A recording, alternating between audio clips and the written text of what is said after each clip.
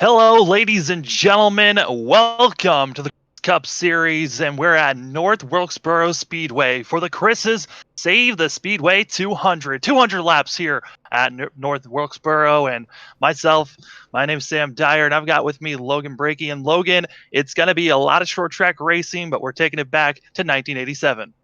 Yeah, good old throwback weekend on NASCAR. In fact, America's most historic oval, the North Wilkesboro Speedway. It's going to be a fantastic race here this afternoon. It's one lane around this .6 mile circuit here, Sam. So expect a lot of front and back bumpers to be worn off of their cars by the end of this thing. This is the 5 more races to go until we finally get to chase for these guys, and it's going to be a lot of hard racing here at the end. And we've got a lot of racers that are finally making a hard charge here to stay in the bubble, while there are a couple of cars that I don't believe made it into today's race that were really right on the brink of making it into the chase. Yeah, you had a good point there. This is a big day for a lot of these guys who haven't yet won this season, and there's quite a few of them that are they're starting up near the front. Chris Lawrence in that 01 U.S. Chris Chevrolet has not won yet this season. Chris Personette is winless as well this season. He's looking to sneak himself into the postseason chase. So a lot of guys are going to be very aggressive here this afternoon, and they're going to give it their all to see if they can try and lock themselves up a spot with 5 races to go. Chris Otto is going to be getting the pole with Chris Bass on his outside. And for the rest of the field, we were seeing a lot of guys practicing throughout our practice session, and some of them putting on some pretty good lap times, but also showing that the wear and tear on these tires is going to affect these drivers. It's not really going to be a fuel mileage race, but it's conserving your tires throughout the whole entire race for these guys.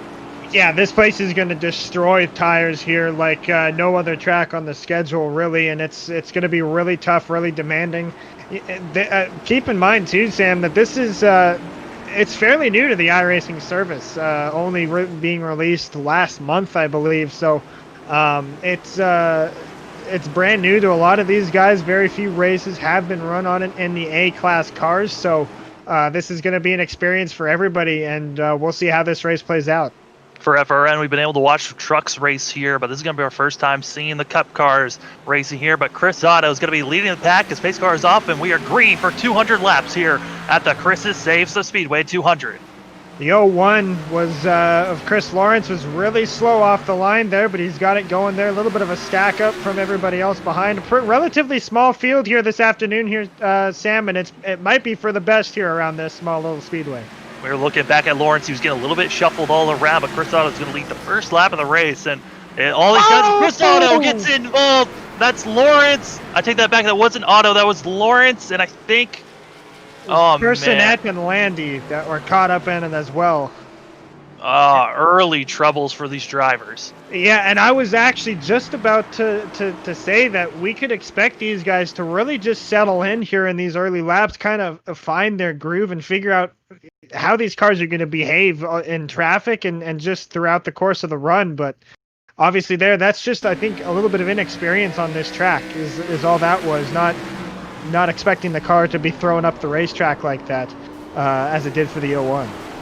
Yeah, just hard, aggressive racing. Personette, the first one to be involved, and Landy as well, going to be involved in that as man. Early on in this race, you knew early jitters were going to kick in, and it's just rough for some of these drivers so far.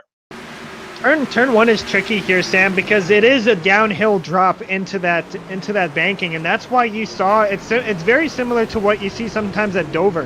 Whenever you've got a car that's not handling all that well, or a driver that hasn't really got the feel for the track yet, we see cars dive down into that corner and they hit the banking and it almost shoots the car up the racetrack. And that looks like what happened. It looks to be exactly what happened with the 01, where he got it turned down into the banking, but he just couldn't hold it down there, and it chased up the track into the side of the 26 and collected the 71. So just an early racing deal here. Absolutely not intentional from the 01 there, but just an unfortunate way to start the race for a couple of those guys. They should be okay to continue, I would think.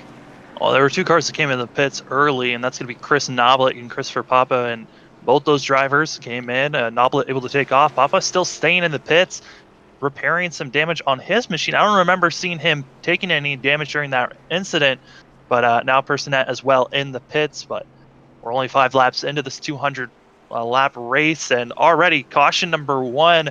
And with it being a short track, you know people are going to be trying to make a lot of moves early on before they get spread out. Do you think we could be seeing another caution here? I mean, the phrase is caution breeds cautions. Yeah, it's definitely likely, but if I'm these guys, I'm trying to get settled in, right? This is a 200 lap event. This is essentially a brand new track to a lot of these guys, like we said at the top of the show. So I would, if I'm them, I'd settle in, try and find a groove, see how the cars handle, and get a feel for the track, and then start to really plan your moves. But we'll see how these drivers handle the situation as the pace car pulls off once again. Pace car pulls off, and you're going to be seeing Chris Otto pulling away with another great launch. He's got Tate underneath the Bass, and this battle for second is what's heating up the soonest, while everyone else kind of spreading out behind him. Yeah, it's just a matter of managing that, as you said, that dive into turn 1. It's really tricky in there. The car, you think the car is tight because it pushes up the racetrack, Sam, but it actually feels really, really light getting through there. The car just does not want to slow down. It does not want to get settled. So you've really got to let this racetrack come to you before you really start being aggressive. You know, you talked about this being a one-group racetrack, but right now it looks like Chris Otto's found something different from everyone else. He's running a little bit higher than we drivers running on that second groove and really get the run off the corner. Do you think that is something that we could possibly see other drivers start to use further on back? Yeah, that is one thing that we are going to see take shape here, especially later on in the run. You're going to see that preferred groove move about a lane up, because it is a little bit more banked than it is down at the very bottom. You can actually see whenever you load into one of these sessions to start a brand new session that there is just a black groove kind of about a half lane up from the bottom. That's about where these guys are going to run all race long. And Otto goes around. Race leader, no yellow. No yellow as he is spun it around. That was something we were seeing a lot during practice. I mean, I was seeing the 88 car do that, but I thought it was just because he was pushing too aggressively. Well, I mean, that is a lot of contact. Also, Takis just went off the track. So early troubles for some of these favorites that we're used to seeing up front. Looking back at Otto's situation, as you see him get the wall again off of turn number 4, is that's an uphill climb off of turn 4. So the car kind of starts to feel settled in, and you get the power down, but then you come over that crest off of 4, and it levels the car out, and the back end always tries to step out on you, and that's what happened with Otto. He's really having a tough time gathering his stuff up. I gotta think maybe his steering might be having some issues there, Sam, the way he hit that inside wall. He hit the inside wall hard, and he's continued to hit the outside wall, and it's looking more and more aggressive the more times he hits it. And he's got to be careful on this backstretch. There's that little divot in the middle of the backstretch that if he hits that wrong, his car could go flipping out of control. So he's got to be careful there. But back up front, it's Chris Bass who's pulling away from Tate, and Reese, who is also in third place right now. One thing to note, too, there's a lot of what we would call in today's day and age safety concerns with this racetrack here, Sam. As you mentioned, one of them, and probably the biggest one, being that little inlet in the back straightaway. You'd never see that in a racetrack in today's day and age, but this is modeled after the 1987 version of the track, so a lot of safety concerns here. A lot of little tiny hazards just kind of hidden all over this racetrack, and other ones I want to point out too is pit entry and pit exit. Those are going to get pretty hairy too, especially if we stay green for a while. Right now, looks like Leach got into the wall. Trouble for him, and all 3 wide, and caution is now out. Our lead! I thought that was our leader, but it's 0-1, yeah. Lawrence, who was up there around 4th position, spins it around and could bring it out. Our second caution of the day. Should have been a caution earlier on, I think, with all those spins we were starting to see, but the 0-1 bringing out another caution for us. It's actually started off of turn 4, Sam, with the 48 of Chris Leach getting sideways on the bottom, and then it's almost like the 0-1 didn't know he was still down there entering 1, and they came together and met pretty aggressively in turn number 1, and they both went around and got the outside wall. The 48 looks like to come out with the worst of that. I'm not sure if the 0-1 got hit afterwards. The 48 and the 0-1 made contact. The 0-1 able to stop in the middle of the track, didn't hit anything else after initially hitting the wall on the outside. But yeah, Leach as well as, oh my goodness, I believe That was the 18 machine of Jenkins that almost made contact with Lawrence there. That could have been horrendous for both those drivers, but cars now into the pits. 2 cars staying out so far. And that's going to be the 13 of actually just coming in, decided to stay out to lead a lap. Was for the Who Chris of Chris Matt Mettler.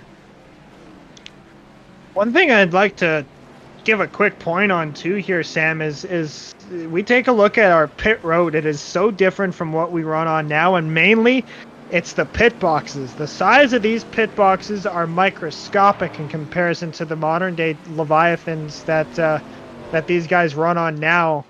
So very, very important to make sure you are spot on coming into your pit box, because it's barely the length of your car. So if you're just a fraction off on your pit entry, you could slide through your pit box, and it could cost you some precious seconds on pit road.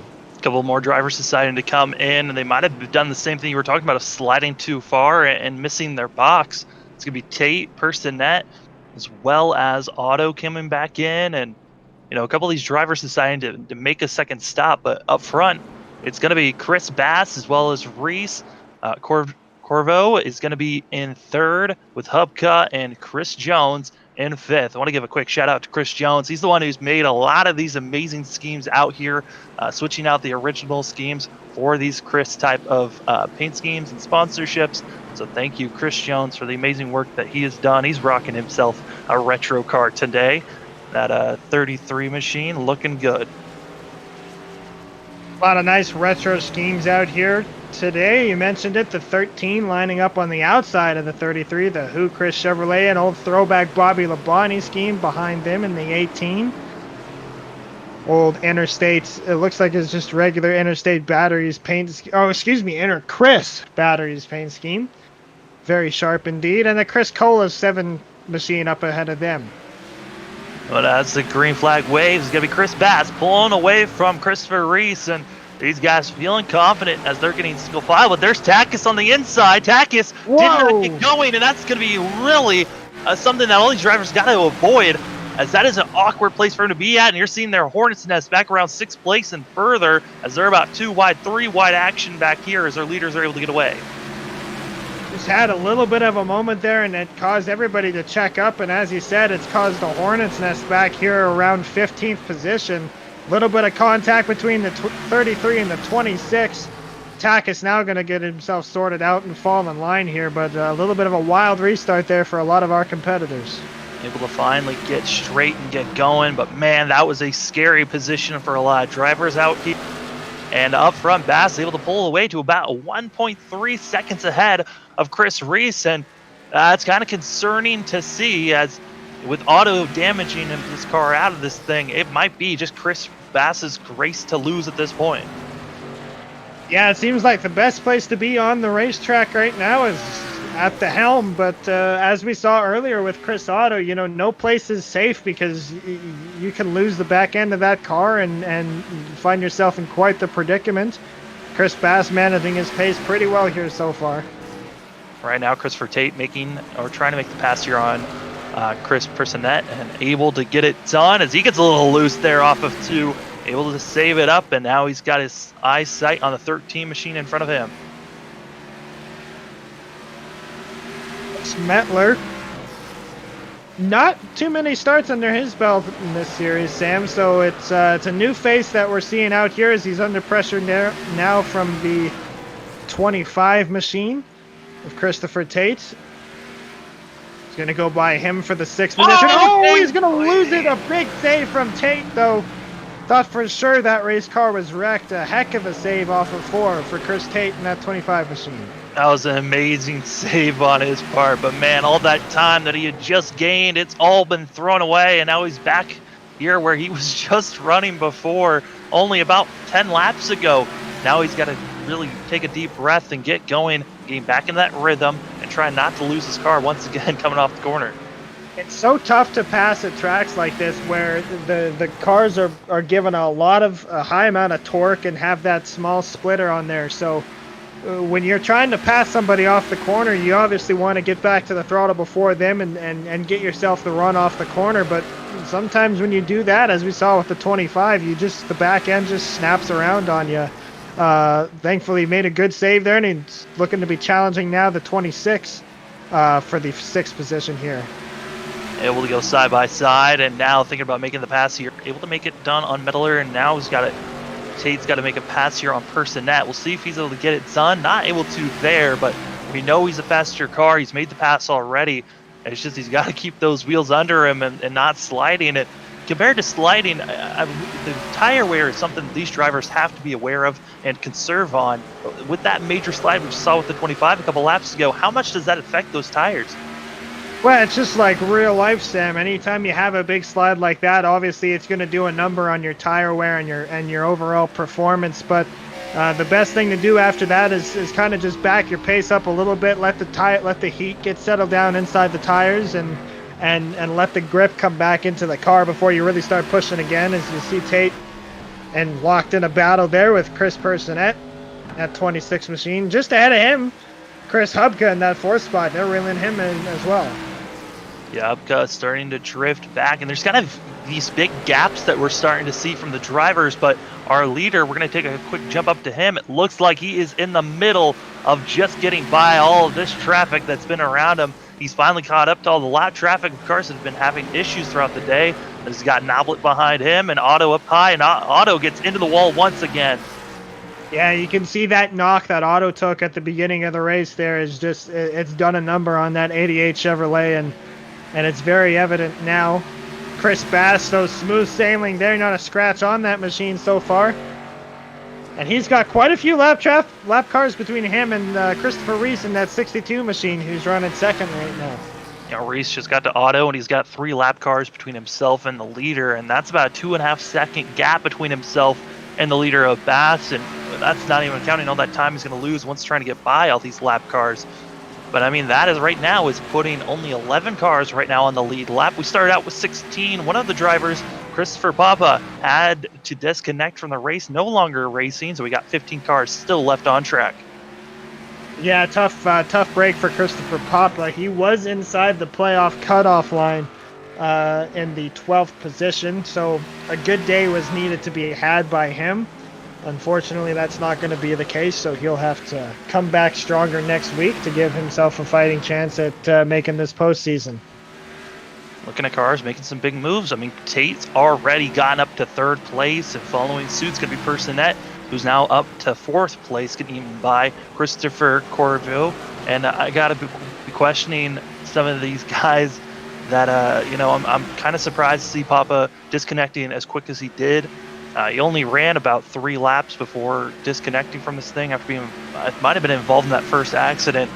But yeah, he is only about 20 some points away from the bubble spot. And yes, he is 12th in points out of 16 cars that will make it into the chase. But I mean, that's a lot of points that he'll be losing just by not finishing out this race. Yeah, it's a big blow for him as you said, they're not being able to finish this event. He's just going to have to work twice as hard and rebound next week whenever we head over to Michigan on July 2nd. Yeah, July 2nd. It's going to be on a Thursday, and it's going to be an interesting one to watch. And also fuel mileage, something that fuel mileage tactics going to be utilized there.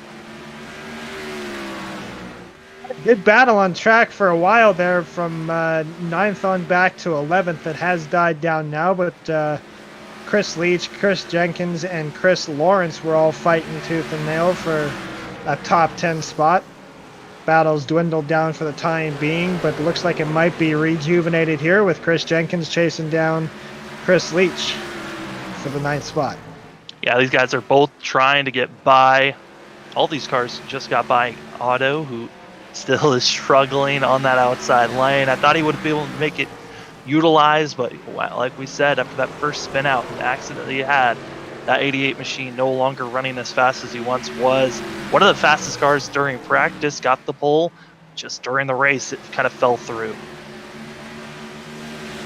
Really starting to see this run come to fruition here, Sam, and we're seeing one thing I'm noticing as the run goes on, the rubber gets laid down, the cars look less wild entering the corners. Everybody's a little bit smoother now that they're entering the corners. They're running by themselves. Cornering is a little bit smoother. The car seems a little more settled in, coming off the corners. And this is kind of what I expected would happen once this race stayed green, is it would become much more natural to these guys. It'd be just like running at any other short track here once they're settled in. So it's good to see, and we're starting to see some good racing here throughout the track. Yeah, we're starting to see some good racing, and you know, we're coming close to about 30 laps on these tires and fuel, and I think if my numbers are right, these drivers can go about 120 to about 130 laps. So they're still going to have to do one more pit stop to the end of this race, but still early in this green flag run for these drivers before they have to pit. Yeah, fuel mileage is not something that'll be an issue. We can see possibly these guys decide to come in on tires before they come in on fuel, but and it's something that remains to be seen what they choose to do, what they elect to do.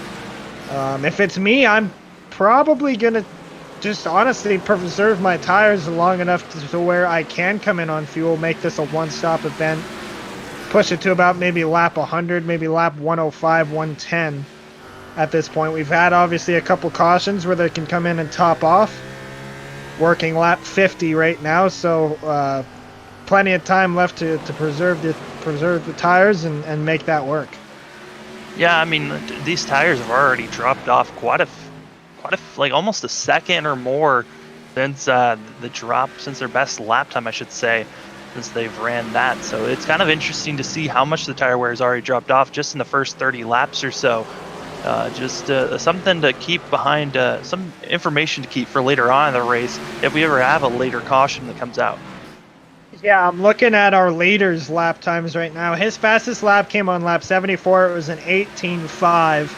And his last lap by was a 19.5. So about a little over a second of fall off there for our leader in terms of tire wear. Now keep in mind, he hasn't been fighting any traffic other than lap traffic, so he hasn't been running those tires possibly as hard as everybody else has. So, but that should still give you an idea as what we're looking at in terms of tire fall off.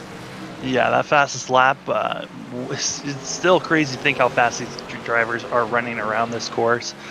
Short track racing, always something fun to watch, is these guys from about 6th all the way back to 7th place, all the way back to 12th place, I should say.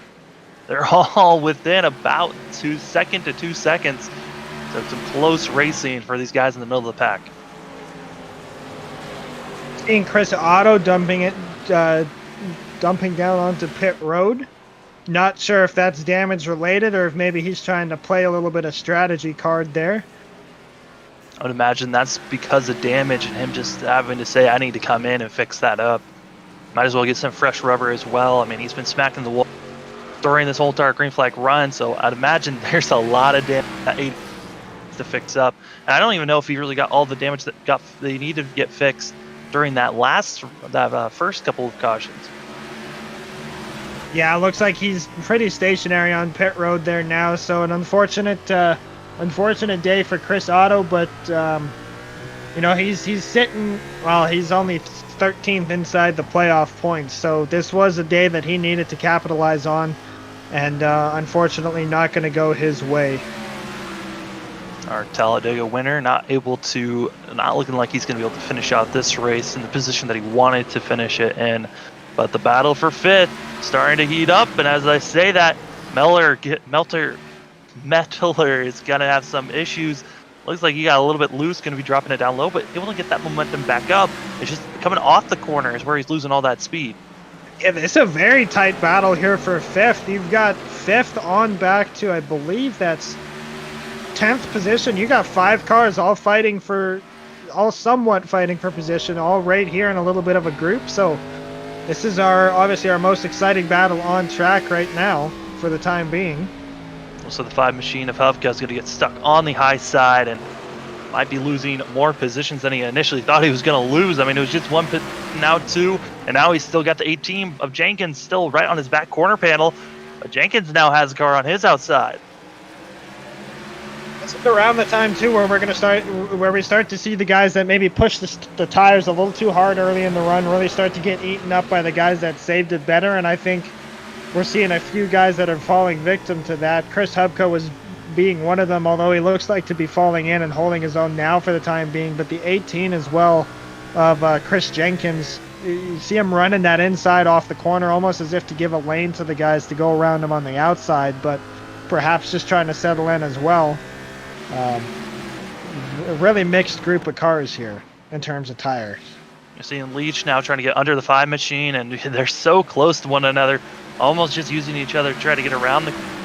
But they're just saying the close action here, and up front, it's still a 3-second gap between Bass and Tate. Tate able to get by Reese a couple of laps ago. And these guys really have been spreading out from everyone else. It's just all the action has been from 5th on back.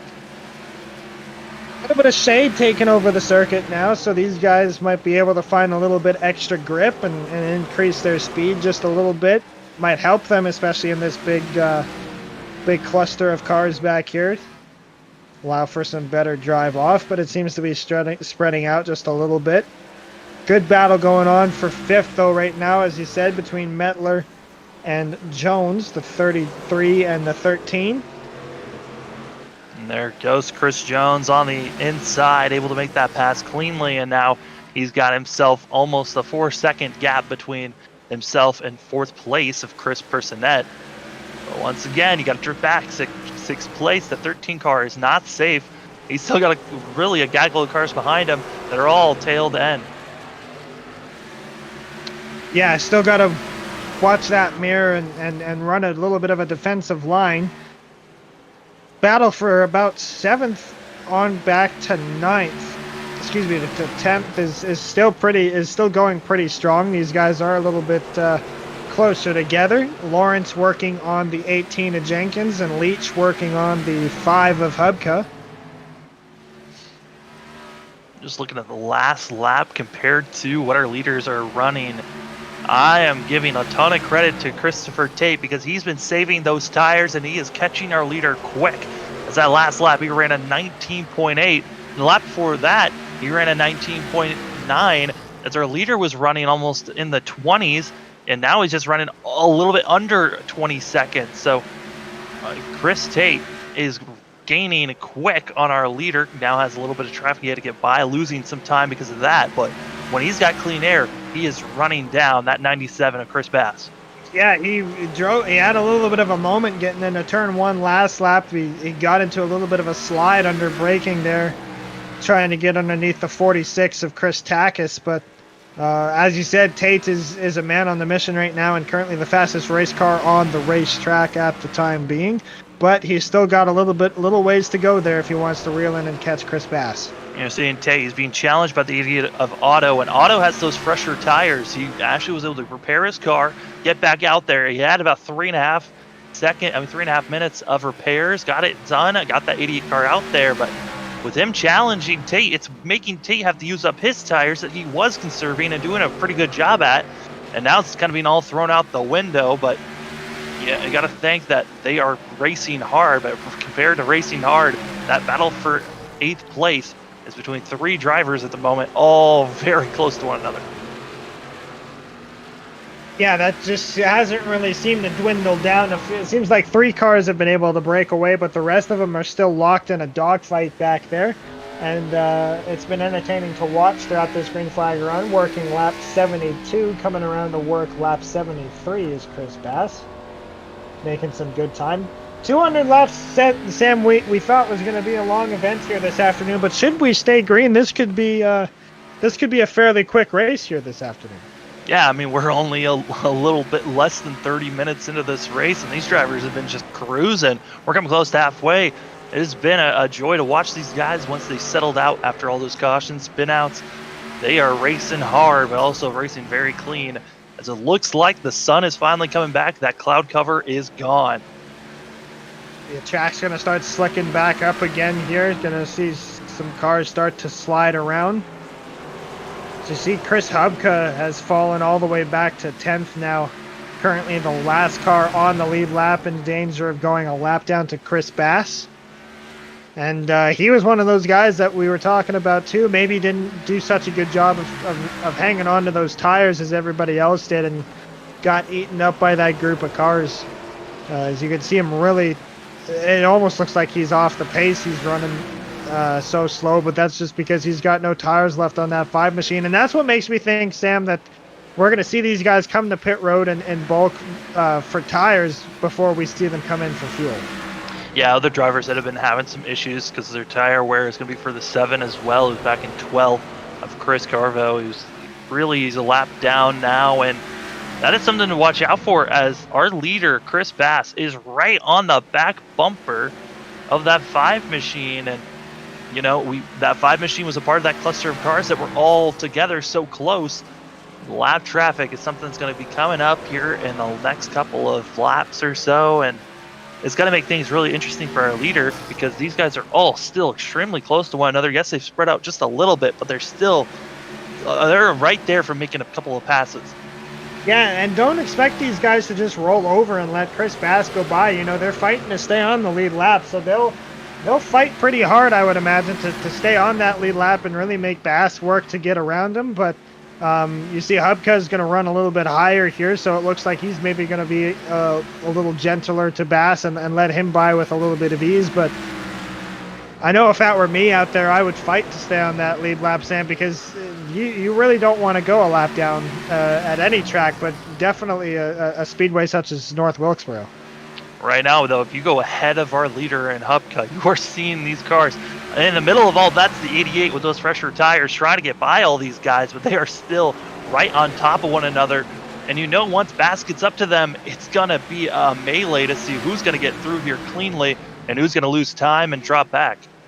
Yeah, it's a lot like negotiating traffic at Le Mans. You know, Chris Bass is right now the lead class prototype, and he's coming up on a big GT battle. So he's going to have to find a way and sneak his way through, because these guys will definitely not just move over and let Bass go, because then they risk losing the position that they've been fighting so hard for. I've been watching this 18. He's running a really high line. He's driving it in really deep, but he's running a high line, and he's been able to get a good launch off the corners. He moves it down the track when he needs to, but in certain cases, he runs way up next to that wall, and it gives him a really good launch, a little bit of brush with that wall. They're battling with the 48, but he's been able to hold on to that position for quite a few laps now, just running that higher line. Just looking at some of the telemetry, you can see it on top of your screen. Tate has been gaining. He was once 2.5 seconds back. He's now less than 2 seconds away from our leader. That's just because he's been finding clean air, able to move forward. But yeah, we're staying on board with all the action here. We've got Leach as well as Lawrence and the Jenkins and Jones all still right here waiting to make a move on each other, but they're all kind of stuck. Like you were talking about earlier on in the broadcast. There goes Jenkins, but able to save it though. Oh, I think the 18 might have just got out of the throttle just a little bit too soon there. Yeah, a little bit of a moment there for him, but he's going to drive it back in deep and get right back up behind the 48 there. But nice save as well off of turn number 2. It's just the way this track drives is no matter how old the tires get, it always still wants to step out and bite you coming off the corner. Been noticing too, a lot of these guys are diamond cutting the corners here, which isn't exactly ideal for tire wear, but these guys have been in this battle for so long, you've got to try and make something happen so you can get around this group of cars and give yourself some green racetrack. But I've been seeing it a lot from Chris Jones in that 33 when he gets to the back bumper of the 13, kind of run high and diamond cut the corner off to get him that run off the corner. We're in the hood view of our leader. This is Chris's Bass's view of everything in front of him. I mean, he's been running quick, but there goes Leach on the inside. Shouldn't bring out a yellow, but it's going to be detrimental to that 48, who's very slow in the grass there. He's going to get it rolling here nice and safely, but caution going to come out now. Oh, no, Jones goes around, as well as you had Hubka getting involved with him. And yeah, caution's out for the 3rd time today. Hard hit on that inside. He collected the 18 and the 5, as you said. Really unfortunate for them. It was really it was an awkward spin there, Sam, from Jones. The back end never really came out. It just looks like he got loose and just really it was never able to hang on to it, but it didn't snap around like we've seen at other times throughout this race. That was like one of those slow-mo spins where a car just, it's going away from you and you have zero control on how to save it. It was just one of those awkward spins that you usually don't see very often. As we're going to do a little bit of a blimp cam above the 33, you'll see him just come off the corner and he kind of just steps out, but not really aggressively and not able to save it. There's just not enough space for you to save a car there off of 4. It looked, as you said, it was a slowest spin, and it looked like one of the, I call them a GT3 spin. It looks like an issue where the ABS and the traction control kicks in and doesn't allow you to flick the car back up to the right, and that's exactly what that spin looked like there for Chris Jones in that 33 machine. He hit that inside wall pretty hard, but I didn't see him stop and stay in his pits for an elongated amount of time. One thing that's an issue for a lot of these guys too, Sam, is this pit road. I mean, a pace lap around here is not long. So when you've got damage, it is very tough to repair that damage versus to other tracks where you'd be able to sit on pit road for maybe about 30 to 40 seconds, maybe even a minute to get some of that damage fixed. But you have very little time to do that here. Logan, I want you to go back and see, right before that caution, did the 97 go into the pits when he saw Jones was about to spin this thing around? Because he pitted and everyone else is still in the pits. I don't know if he came in during this. I'm going to do a rewind for myself, but the 97 is already pit. He's already back out there while everyone else is still in the pits right now. Yeah, just double checking here. I'm looking at his lap times here. Lap 89 looks particularly longer than I'm not sure. It looked like he came into the pits. Caution was already out when I'm showing him on pit road, so I don't think he pit under green. Yeah, he did not pit under green. That questions though. The way that maybe he came in when he was able to, but I feel like he came in earlier than what everyone else on the lead lap usually can. Maybe it's just because of the lap traffic. That's the reason why he was able to. Yeah, pit road could have been open for him when the caution came out. So. Well, it was just an odd situation, but pace car is off, and we are now. We're not. We got the wave off there, so the pace car is going to morph through the garage wall there. That was weird. I saw that. And, we don't really get to see that very often. We're gonna go around one more time, it seems. Not sure what the issue is here, but we'll let the race control admins sort it out, and we'll get back going green when they see fit. Well, we still have 15 cars out here running, and only about 6 of those cars on the lead lap. A lot of machines went down a lap down during that last green flag run, and base car now's off, and it's going to be Chris Bass up front, but now he's got Christopher Tate, who's right there with them. We'll see if Tate can stay with the 97 this time. And yellow is back out again here, Sam. I think that was another manually thrown yellow. Everyone seems looking through. Yeah, everyone looks like they're still in the position they were in before. Something, that was an call for that caution right there. Not sure as well. I think there's obviously something going on. Seeing a little bit of black flag clearing. So not sure what the issues are here, but we'll bear with them and we'll let them get the issues sorted out, and we'll get back racing. I would imagine that the caution might have been thrown out just because of the other manual extra lap that they brought out. Cars might have been passing other people, and those cautions, those black flags could have came out. They just felt like they weren't able to clear them in time. That possibly could have been the issue there, but it's giving us more time to talk about this track a little bit more. I mean, we're coming close to the halfway marker. You have major pits. You possibly are good to the end from here. If we have another long green flag run, what is your mentality going from here to the end? Well, if you're Chris Bass or Chris Tate, I mean, you gotta go. It's tough for them to really kind of back off and save those tires. Maybe kind of settle in, find a groove, and maybe not drive it too hard. If you're Chris Bass and you're feeling pressure from Chris Tate, maybe let him go. Let save your stuff a little bit, and then let him run his stuff up, and then reel him back in later into the run. So they are the two fastest cars by far on the racetrack right now, and might I say, two of the cleanest cars on the track too, which is gonna, I mean, that'll pay dividends a lot as well. So it's one of those tricky things where the guys that are best at preserving their tires and staying fast are really going to prevail in a situation like this, because you do not want to pit again under green. You don't need to, so you don't want to. However, should we get a caution midway through that run, you can bet that they're all going to come in and get some tires, but it's going to be interesting to see how these guys handle this situation. Well, with that caution, Chris Leach decides, hey, I'm the last car on the lead lap. I'm going to pull into the pits, get fresh tires, get more fuel in my car, feel like I'm comfortable to the end, also get any damage repairs that I need, get that repaired up. It's going to be Chris Hupka that's going to be getting our lucky dog position today, bringing ourselves to 7 cars on the lead lap, as we should be going green here with 100 laps to go. Chris Noblet, Chris Reese, and Chris Cody Jenkins are going to be the guys to watch in the race within the race, the fight for the lucky dog. We've had a trend here, Sam, over the past few races of having long green flag runs at the beginning of the race and then having caution after caution leading up towards the end of this. So, I mean, this is a short track. We could see that coming down to the wire here. Yeah, the aggression level has now cranked up. We're now past the halfway marker. It's time to see who's got at the end. It's the first time we're going to be seeing Tate really having fresh tires up here with Bass. We'll see if he's able to stay with the 97. Once again, we're going green here.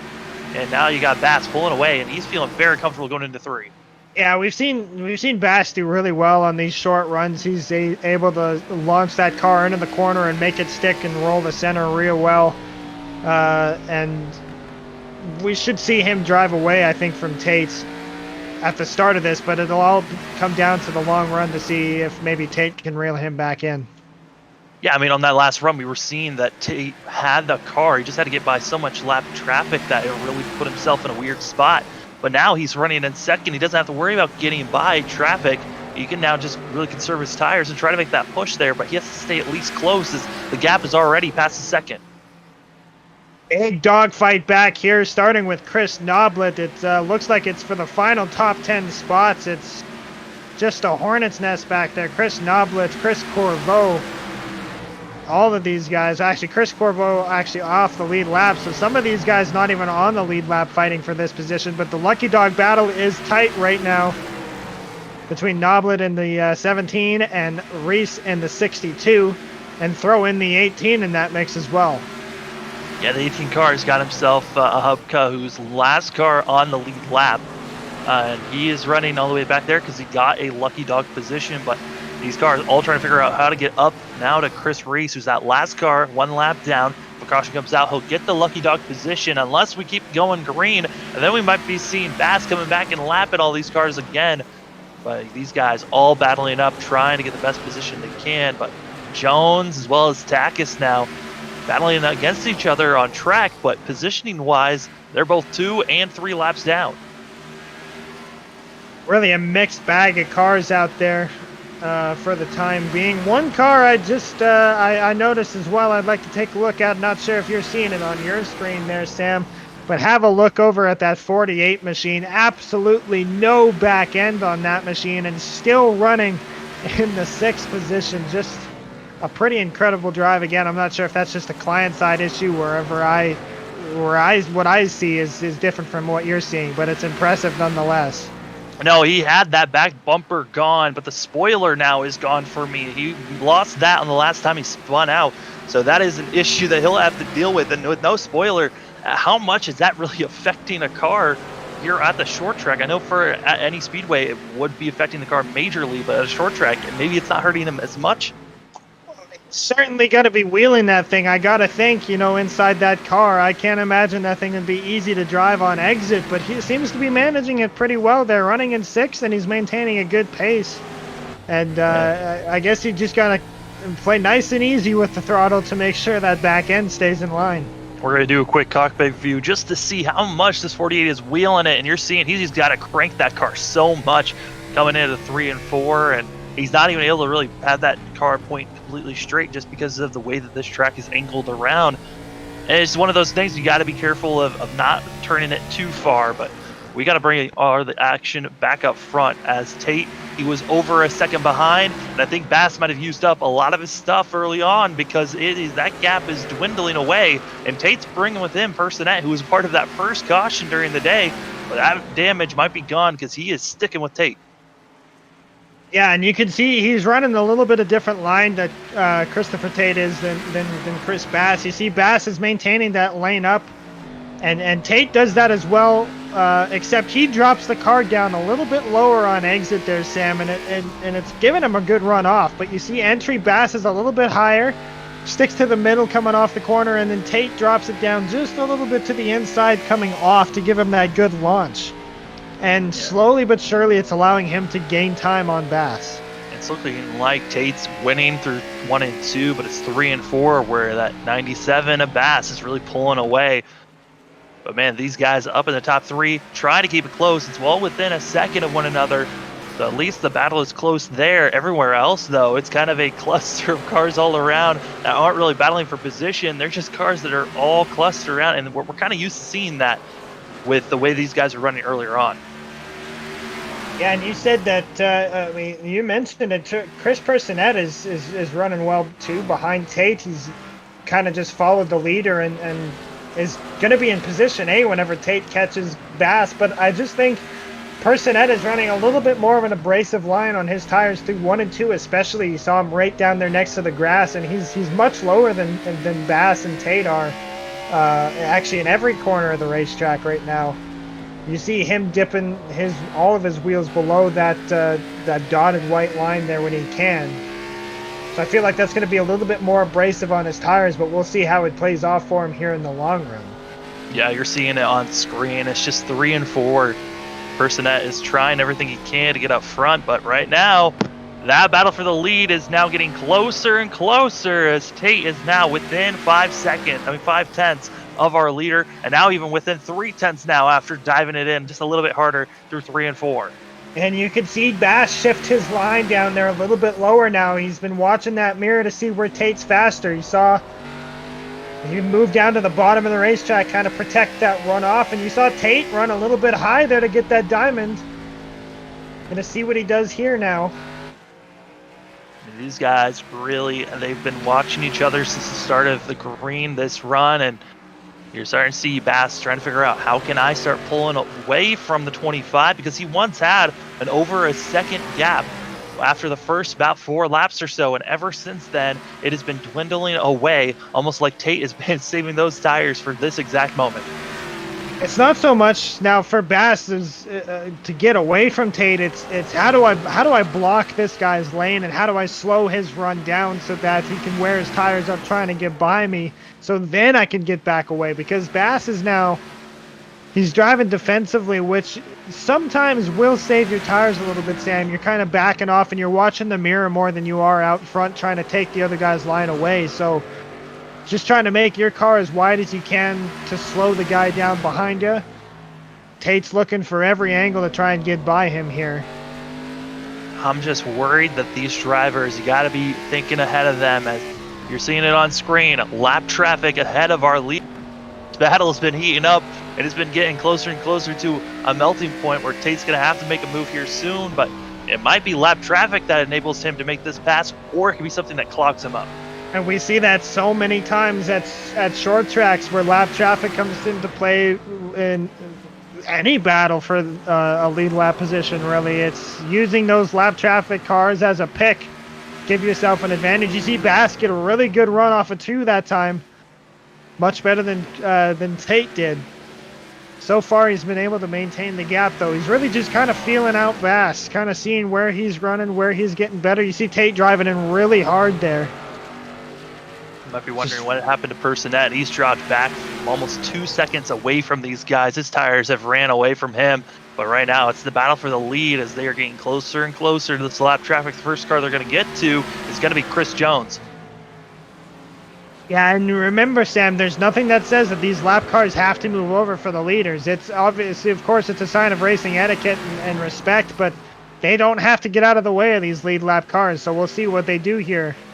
I'm really expecting Jones to get out of the way because he's already 2 laps down. About to be 3 laps when the leaders get by, as you're seeing them go on the outside, given the space. But the way that these guys are running, it looks like Tate might be able to get by. He does cleanly, losing just about 2/10 because of that lap car. Yeah, I lost a little bit of time, but what that does is it allows Bass to get back to running his line. Tate driving in really deep there, just trying to make up that little bit of lost time to Bass. It's one of those things of you're diving so hard, but there are 2 cars in front of our leaders that are battling side by side. Do you really need a challenge or dive it in so deep to wear down these tires as hard as you are? Just stay within less than 5/10 and you are really in a prime position here. Don't really need to waste your tires like you just saw him do right there. Yeah, it's easy to say that from a spectator standpoint, but it's so tough when you're in this situation that Chris Tate is. You know, you've caught Chris Bass, you've reeled him in and you've caught him. It's so tough to stay patient and wait for an opportunity, but you've got 70 laps left. You're still maintaining the gap. You're not losing any time. You're not losing a lot of time if you are. He's in position A right now. He's just got to study his line and just set him up whenever he gets a little bit loose or a little bit tight. Just make sure you're there to capitalize on any mistakes that the 97 makes. Other battles that are going on track is the battle for 4th. You're starting to see, we're going to drop back there for a hot second and see that it's Lawrence as well as the 13 of Mettler that are getting pretty close to one another. It looks like Lawrence, though, able to slightly pull away as we're now going to go back to our leaders that are getting closer and closer to lap traffic. And I believe, no, I was going to say, I thought that was a battle for position up there ahead of Bass, but the 7 of Chris Corvo is going to pull high, let our leaders go by. Now, Hupka's going to be a different story for our leaders. He's the last car on the lead lap. So he's someone that we could be seeing put up a little bit more of a fight, but, you know, just because of the way we've been seeing these racers be respectful, as you see, he's pulling up top for our drivers to go on by. Yeah, it's iRacing is a bit different when it comes to lap cars. You know, in real life, we would have seen maybe that 5 car put up a little bit more of a fight to Chris Bass to kind of stay on that lead lap, but a little bit more respect given to these leaders here on iRacing. We have seen a little bit of a gap form back out. Chris Bass has opened up a little bit. There's a little bit of green racetrack, though, so these guys should be able to reel each other back in. Tate should be able to reel in Bass, but I think they're going back to kind of running their own lines and seeing what becomes of it. Yeah, this 25 machine of Christopher Tate, I think when we saw him get by that first lap machine, might have pushed his car just a little bit too hard there. Might have used up too much of his stuff. As this gap, we'll have to wait and see with them with fresh air in front of them and really fresh, not really that much lap traffic in front of them. If this 25 can bring in the 97 back in, as you're starting to see it happen just a little bit here, as the 97 really going back to that defensive line. Yeah, you see the 25 close in the gap just a little bit, and then a few laps later, the Bass will open the gap back up. So it looks to me right now that both of them are having trouble staying consistent now that they're so close to each other, that they're within a second of each other. It's tough for them to stay consistent, it seems, because Tate will reel in Bass, and then Bass will open the gap back up again a few laps later. And we'll keep it opened up for a few laps, and then it'll change back again in Tate's favor. So, I gotta think that maybe they're just having trouble staying consistent with their laps and hitting their marks, which is very likely. Yeah, very much so, as our leaders are getting closer and closer to lap traffic, and we are 62 laps to go here during the Chris's Save the Speedway 200 at North Wilkesboro, and it's been a blast to be on this track and watching these drivers race as hard as they are, and I cannot wait to see more action continuing on with these guys. And this is only 5 races left before we get to playoff time. The next race will be at next Thursday. It might be broadcasted by us. We'll have to wait and see from that confirmation, but we know for sure our next broadcast here on FRN for the Chris Cup will be July 11th at the Mazda Oval. That's going to be an interesting race for these guys to race at, and It's going to be a fun one to watch as we're getting closer and closer to see who's going to be left in the top 16 of points. See, Tate's really reeled in Bass now here over the course of the last 5 or 10 laps. We'll see what Bass does if he's running the more defensive line now. Running that bottom groove. You're seeing Tate try to just run a little bit lower, possibly get under the 97 and push him up. But Tate's just not able to do so. But you're seeing the difference here. Tate before, on that last long green flag run, he had to get by about 5 cars before he get to second. He's having a look. He's got a look there, He's Seth. got it. He's right there. It gets a little loose there for Tate. No bumpers used, but I think it's that little bit of a wiggle off of 2 is going to allow him to get Bass to get back by. Another wiggle off of 4. He's sliding it through turn 1. I mean, Tate is trying everything he can. You're just seeing how much slicker as it is. Woo-hoo-hoo! The 25 machine saves it there. We were talking about that earlier in the race, how it's so hard once you get to the inside of somebody. The top line automatically becomes the dominant line because you're trying to keep the car turned down off the corner so you stay off the guy on the outside, and whenever you do that, you keep putting wheel into the car, and that's what kicks the back end out. So it's so tough to get that pass completed, and that's why I think next time you see Tate get to Bass, you're going to see a little bit of bumper used to get Bass way up the racetrack to give Tate more of an advantage.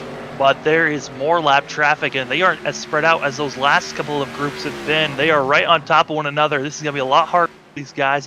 All drivers that have been trying to keep themselves battling for what they thought was going to be that lucky dog position. Now we're just all racing on top of one another.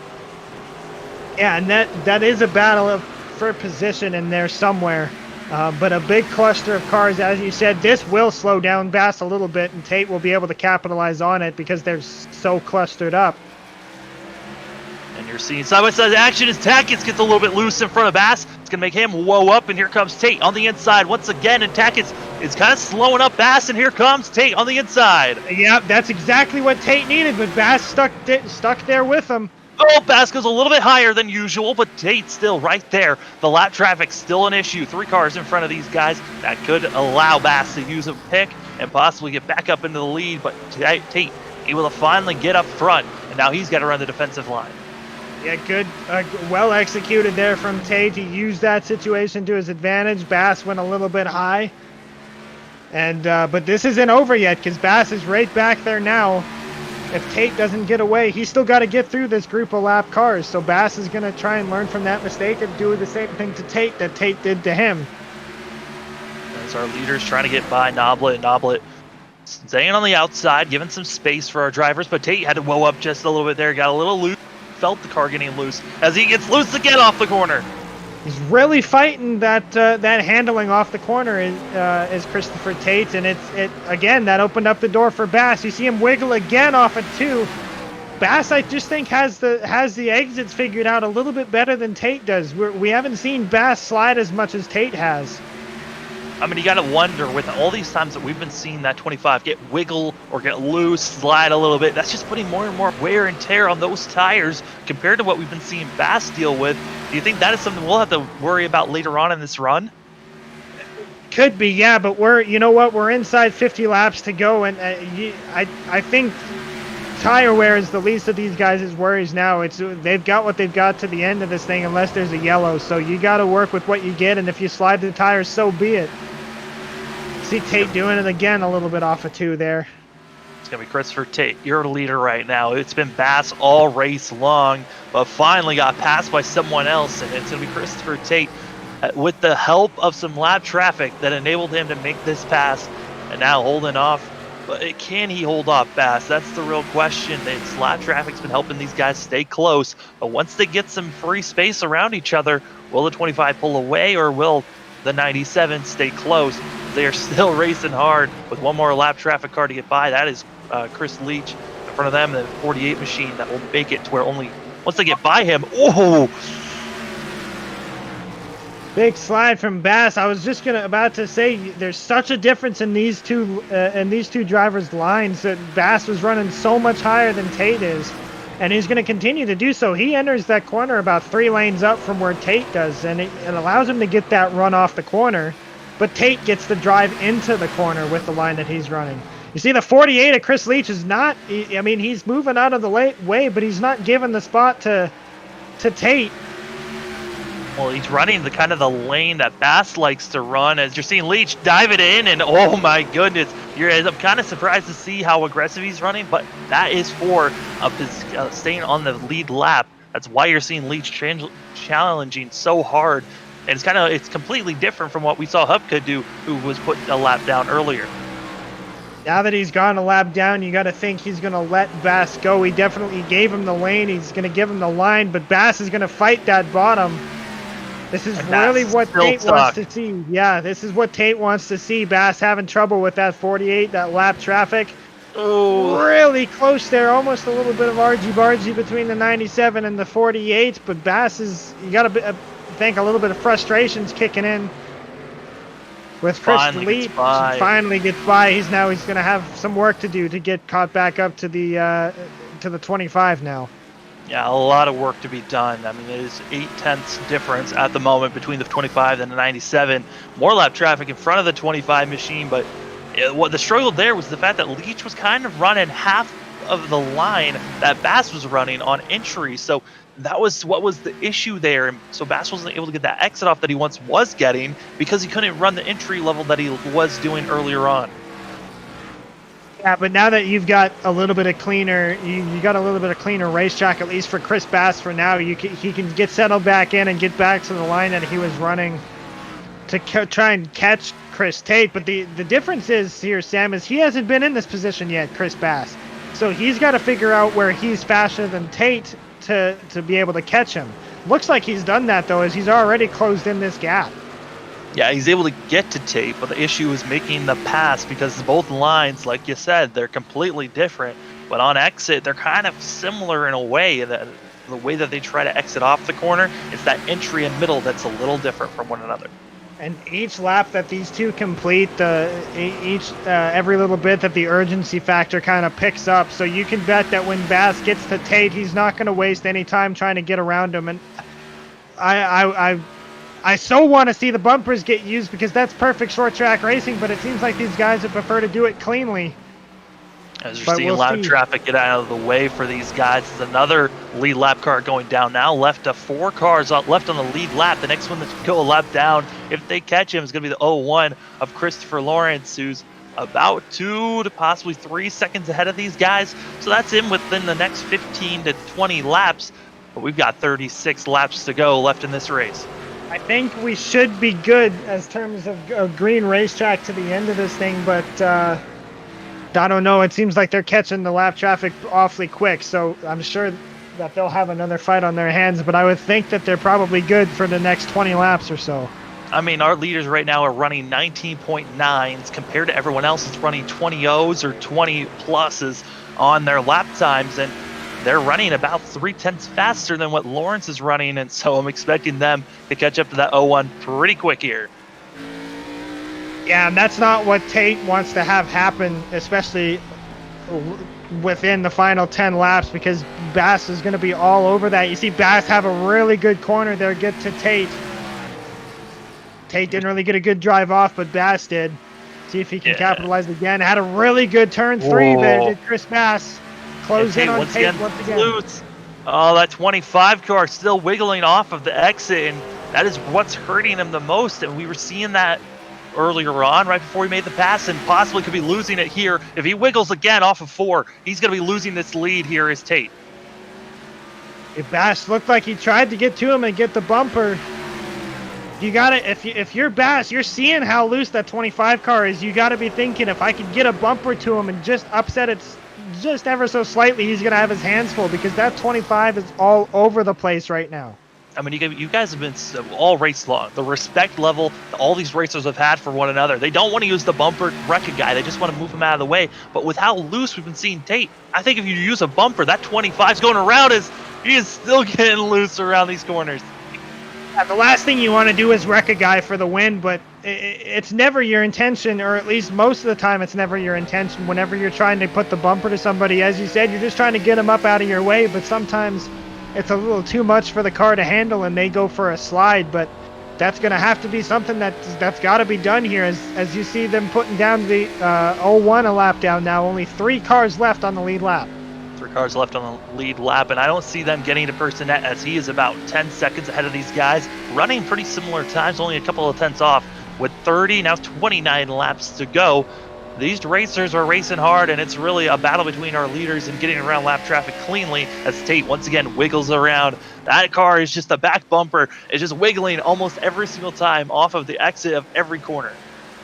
Whoa, there goes the 25 again. Slide from Tate, but I think Bass had a little bit of a slide as well. He didn't get as good of a launch there. You see Tate really defensive on that bottom, not allowing Bass to get it. He's going to get the undercut, though. He's going to look for the dive here into 3. He's not there just yet, but we'll see off the exit here. Does the 97 have it? As the 7 stays on the wall, getting to avoid all these guys. And that was a great launch by Tate off that corner. Yeah, I think the 7 was kind of in the way, I think, a little bit of Chris Bass. He wasn't able to get the drive off. He had to kind of keep the car low to avoid running over the 7, and that gave Tate the advantage.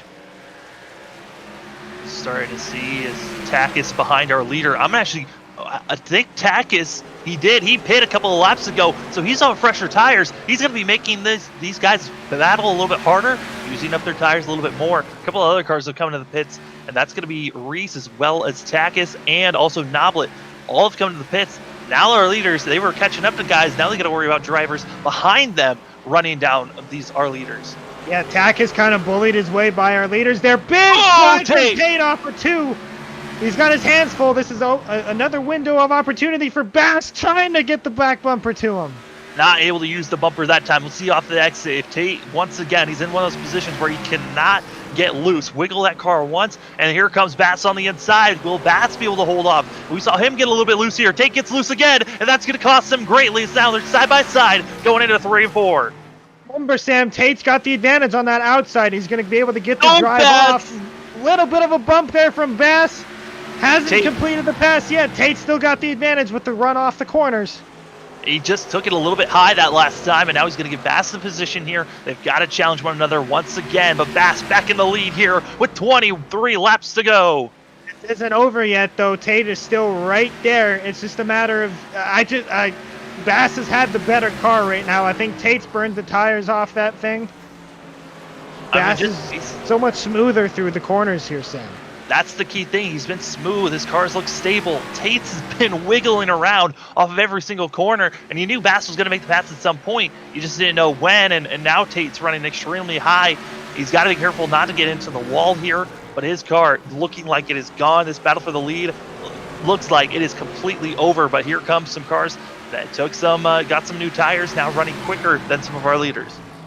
Yeah, I think that's Tate waving the white flag for now. Bass's car just looks so much more steady. It looks like he saved the tires a little bit better than Tate did. We kind of saw Tate just all of a sudden fall off the cliff with how loose that car was in the corner. It was just a matter of time for Bass to get to his back bumper. But what a fight that was for the lead there. Our leader's got Reese on his inside, able to get by, and then Tate behind him, able to stay on the inside, able to get by Hubka, and Lawrence in 4th was really getting a great view with this battle for the lead. I mean, he was just cruising behind them, letting them battle as hard as they wanted to. Unfortunate thing is our 3rd place guy, Chris Personette, really wasn't in a position to take advantage of that. He was too far back to really take advantage of the battling that these two were doing. I don't think he's close enough either to catch up to Tate, who's fighting a really ill-handling race car right now. I mean, looking back at Personette, he's kind of in just cruise control. He's about 8, almost now 9 seconds back from 2nd place. And that 10 seconds back from our leader. So not close enough really to make any challenge there. He's got 3rd place pretty much secured at the moment because the car behind him, Lawrence, is about 11 seconds back But I mean, the laps are now ticking away, and it's not looking that hard. As Otto in front of our leader got a little loose, did not spin out. He almost had a yellow in front of our leader. I mean, this race isn't completely over. There is still a chance for a caution, just because some of these drivers have been out there for over 90 laps on their tires. They could still lose it at any moment. Late race yellow is absolutely not out of the equation yet, so that could still be a factor. It's obviously something that Chris Bass doesn't want to see. Maybe it's something that Chris Tate does want to see, though, given the fact that there's only 3 cars on the lead lap. Tate actually getting in the grass, a big slide there off of turn 2. I was watching the intervals there, Sam, and Tate was closing back in on Bass, but that slide's going to cost him at least a half second. And once again, the 01 of Lawrence going to be staying behind Tate, not trying to make any passes, trying to push that car, just in cruise control. But, I mean, even if we have a late caution, right, Bass has the better car for the first 30 laps or so. Then Tate gets better on after 30 laps. So if we have a caution here, Bass is set up in the best position for himself, as it seems like it's that middle run. And we start to see that 25 have the better car than the 2. Bass has kind of set himself up in a great position to win this race, as he is now pulling away almost a 2-second gap between himself and second place of Christopher Tate, and also almost an 11-second gap. Tate's around! Turn 3, turn 4, Tate with a big slide. He saved it. It did not bring out the yellow, but it's going to cost him detrimentally. Didn't hit anything, though. He was able to keep it off the wall there, Sam, but, I mean, that car is just gone. This will pretty much lock up the race win for Chris Bass if we stayed green. I thought that was going to be our yellow. I mean, Tate is struggling. He's limping this car around at this point. I'm going back to Personette, who is now coming off of the turnover 4, so about a straightaway difference between himself and Tate. 6 seconds difference. We're coming to 10 laps to go here once our leader crosses the line. I don't think there's enough time for that gap to dwindle down that much, but you never know with Personette trying to make a hard charge for second place. Yeah, and there's a few other guys that have been out there as long as Chris Tate has been. So again, we keep saying the idea of a late caution falling is definitely not out of the realm of possibility. We almost had it with Christopher Tate in 3 and 4. Did a good job to save it and not bring that yellow out. A lot of guys would have just spun the car out to their advantage and brought out the yellow so they could have a shot at the win. It's only 3 cars on the lead lap here, Sam. So, I mean, anything could happen if you're one of the top 3. Drivers we forgot to notify that had issues that are still in the pits. It's going to be Chris Jones who's in the pits, and we've got 14 cars out there on track that are trying to finish out the rest of this race. And Chris Bass right now, class act all race long, has been the most dominant car out here. You thought Tate had something for him, but later on the run did not have it. 7 laps to go. You got Christopher Tate in second. You got Personette in third. Lawrence in fourth. You got Melter, who really came in. Haven't really seen him racing that much all season long. He's going to be getting himself a top 5 finish where he's running at the moment. Yeah, a solid run for Chris Melter, and what I believe is his season debut. I could be wrong on that, but it's the first I've seen him out here. And solid start to his tenure here in the cNASCAR Chris Cup Series. Solid days all around for quite a few guys who needed it. And right now, got my eyes on the 18, as he's trying to get by Melter, and then it has a car in front of him. This is position. That 5 car that's in the wall, who almost spun out. Jenkins is trying to get by Hupka. We'll get by him. That's for 7th place. Hupka in 8th. And Leach with the no back end, 6th place for that 48 machine. Yeah, an impressive drive from Leach to keep that car underneath him. I would have spun that thing out about 70 laps ago with no back end. So an impressive drive for him there in that 48 machine. But tip of the hat to Chris Bass, who's driven just a fantastic race, all afternoon. And even whenever the fight came to him, he was able to push back and battle through to what looks like a strong victory here this afternoon. 3 laps to go for this 97 machine. He's led the most laps, led the lap. He didn't get the pole. That went to Chris Otto, but once Otto had issues earlier on in this race, it was all Bass, all race long. Had a little bit of challenges from Tate late in this race, but then he faded away. Never really had to worry about anyone else except for loud traffic possibly wrecking in front of him or a late caution, but coming around turn number 4, coming to the white flag. Once he crosses it, this race will become official. White flag dropped down over the hood of the 97 machine, and that's exactly what Chris Bass wanted to see. This race is done. A fantastic drive for him here at North Wilkesboro Speedway. Coming around turn 3 into turn number 4, the 97 car just has to get around, and he does. Winning the Chris's Save the Speedway 200, it's going to be Chris Bass. One of the more dominant performances we've seen from that 97 machine, Sam. You know, I talked about it with Carlos at Texas, the race that he won, his first win in this series.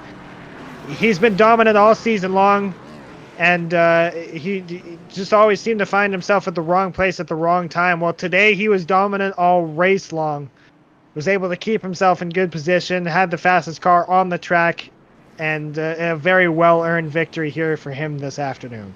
Yeah, Chris Bass, 4th in points at the moment. This is going to boost him up a ton because some of the cars aren't even here today. I mean, Scott didn't make it. Takis didn't have a great day. But Tate, who's leading in points, did finish in 2nd. But with the bonus points that Chris Bass is getting, it's going to help him gain and dwindle down that gap. This 97 machine, 2nd win of the season. And, you know, it's just a sign that he's hitting his marks at the right time of the season here. With 4 more races left in the regular season and then coming to the chase, I think he's getting hot at the best time. Yeah, absolutely. He was scored 4th in points coming into today, and this is definitely going to help him here throughout the rest of the season, especially because Chris Scott was nowhere to be found today, did not show up for the race today, so he should bounce over him in points. And Chris Takis didn't have an ideal day either, bringing home the day in 13th. So not an ideal day for a lot of guys ahead of him. Chris Tate obviously finishing 2nd. He is our current points leader. But a fantastic day for Chris Bass, who is going to be ecstatic about this win, no doubt. Chris Bass had so much fun, he decided to blow up his motor there, but we're going to be taking a quick look at the results. We kind of ran down all of the top 6 so far, but Jenkins able to get 7th, with Chris Upka 8th. Chris Noblet, who we forgot to mention it, this fan has been practicing extremely hard, got himself a top 10 finish in that 17 machine. Congratulations to Noblet, and then Reese finishing out the top 10. Yeah, tip of the hat to Chris Noblet. I think we looked at it in practice, and I think his total lap count came to 257 laps. So he ran 457 laps here this afternoon at this racetrack. So he definitely put in the time and effort to try and bring home a solid finish, and brought home a solid top 10 here this afternoon. So hard work paid off for the 17. And then following down to 11th is going to be Christopher Landy, Chris Corvo, and then you got Christopher Takis, Otto, Jones, and Papa. I mean, I know for Jones and Papa, they didn't finish the way they wanted, and Otto with his early issues. Some of these guys, really, they wanted some good days, just wasn't able to get it done. Yeah, it's a bummer for Chris Otto. Because he was one of those guys that needed to get the win. I mean, obviously, it won Talladega, I believe, was our winner there. So he's got that win on the season, but you always like to build on that. And just wasn't the day he was looking for, especially starting from pole. Well, we're going to take a quick look to see if we got drivers ready for interviews, and it looks like we do. Look, I'm going to hand all the controls interview. All right. We will talk to our 3rd place finisher first here, Josh Personnette.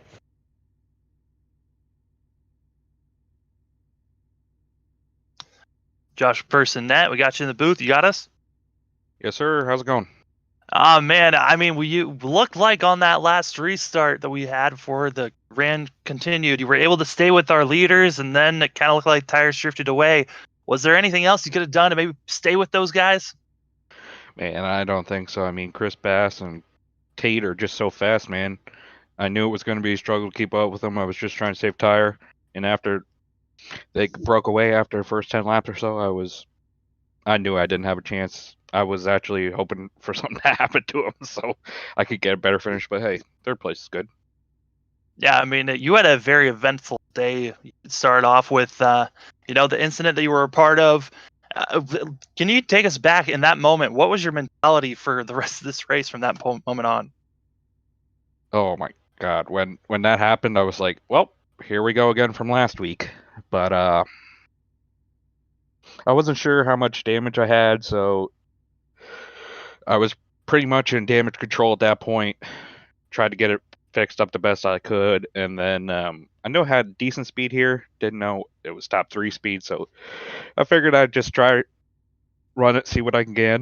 And that first green flag run, I really chewed up the tires. So that second green flag run, I just tried to save the tires a little bit more, and that's why I think I was able to pull away from 4th and 5th and able to capture the 3rd. Yeah, I mean, with that caution that came in at the middle of the race, did that really help you really think about, I need to conserve these tires? Oh, absolutely, because I think maybe it was a 50 or 60 lap run, and I knew with how many cars were lapped down at that point that we probably weren't going to get another run. And after looking at the data from that first run, I knew I had to save more. That's something I've really tried to focus on since the tire rebuild here, but it's been going all right, I guess. Oh, well, Chris Personette, it's been a blast. We're going to hand the microphone over to you for any shout out. I'm just happy that I was able to come home with a good place on a car that Matt Rodriguez decided to sponsor. I want to thank Zolo's Italian Restaurant. I want to thank FRN, and I want to thank MD Fantasy Sports Group, all the sponsors, PRM, and all my guys back in the shop. Well, that's Chris Personette, and congratulations on a 3rd place finish, and go have a great rest of your day. You too. Thanks, guys. And then coming in with 2nd place, that's going to be Christopher Tate that we're going to be bringing in. And Christopher Tate, he had a wild ride there at the end. It looked like your tires were starting to fade from you, but was there anything else that you possibly could have done to get with that 97 before your car started just losing it? There was absolutely nothing. I tried easing on throttle, just flooring it, just not even hitting it until I was on the straightaway. Every time I did something different, it was just the same result, getting loose. So I had stuff for him at first, but after a while, it just kind of fell off. Yeah, it just seemed like that car just wanted to spin on you. I got to give a ton of credit for all the times you were to save that machine all race long. And I wanted to take us back to earlier on in the race. It seemed like you had to drive through the field a lot. How was it driving through the field trying to get up to 2nd place? It wasn't as bad as I was expecting it to be, but it definitely cost me a ton of time, and I seemed to close in after I got in the 2nd, but that caution fell, and I didn't really get to see what I had for a longer run at that point. Well, we just got done with this short race here at North Wilkesboro, and now we're going to be going to Michigan next. How are you feeling about Michigan? I'm actually going to miss that race. I'm going out of town this Wednesday, and I don't think we have one next weekend, so I think I'll just miss Michigan.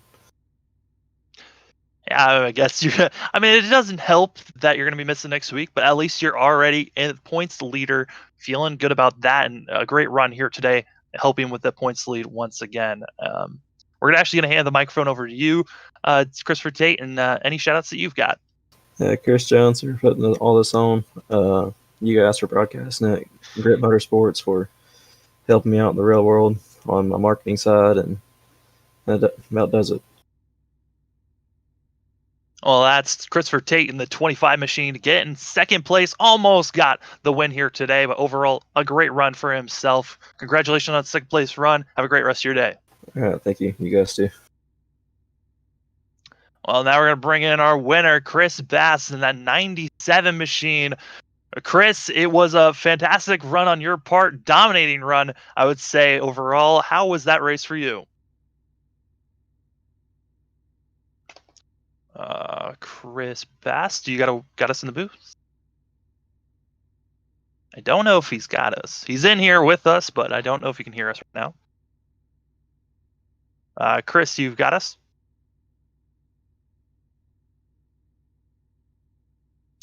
Getting the celebration started a little bit early there. Chris Bass, we'll just wait and see. Maybe he turns up. We'll have to wait and see as our race winner, Chris Bass. I know that engine blew. Maybe it's taken a while for them to push that car to victory lane. Waiting to see if whenever he decides to pop in here, but an overall great run on his part. That 97 was just dominant from top to bottom. Like I said, Chris Otto looked like one of those cars that possibly could have been challenging him. We saw Christopher Tate pop in and do a great run, and we're going to ask Chris Bass, you got us in the booth? He might be muted. Might be just having some technical difficulties in hearing us. Can't hear you a lot, breaking up. Well, Chris, it sounds like he's having some technical issues on both our side and their side possibly here. So we'll continue to try to figure out this, and we're going to bring him back in. Chris, can you hear us any better? Doesn't seem so. We're going to be doing something a little bit different than what we usually do. We're actually going to type the questions, and I'll read out his answers if possible. And then we'll see how this goes overall. And, like I said, a great run on his part. Dominant, led most laps, got a lot of bonus points that's helping him out. He was 4th in points, able to put himself in a better position here. And we're just going to keep on trucking along as we're trying to get the technical issues figured out. Not able to get them situated just yet, as we're just going to get things, see if we can reset some stuff. But Logan, as we're waiting for Chris to get in here, was there anything that really was surprising you about this? Honestly, I was surprised at how clean the race was. I expected it to be filled with a little more caution flags, just because it was such a wild card race. I'm surprised at how long we went green. Looks like Chris is back up in here. Chris, you got a copy? It sounds like he does not have us. I'm going to do one more try at this. Chris, you got us? And it sounds like we do not have Chris at the moment. Well, overall, yeah, it was surprising to me as well, the fact that it was this long. How long we had those 2 long green flag runs, only a can full of cautions during this race, and a great run for all of these guys out here that were able to get this race done. And it's just overall a great race with only 4 laps left before the playoffs. Things are really heating up. Yeah, it's going to make things exciting coming down to the wire here. The remaining schedule is a bit of a challenging one. As you said, we've got Michigan coming up on July 2nd.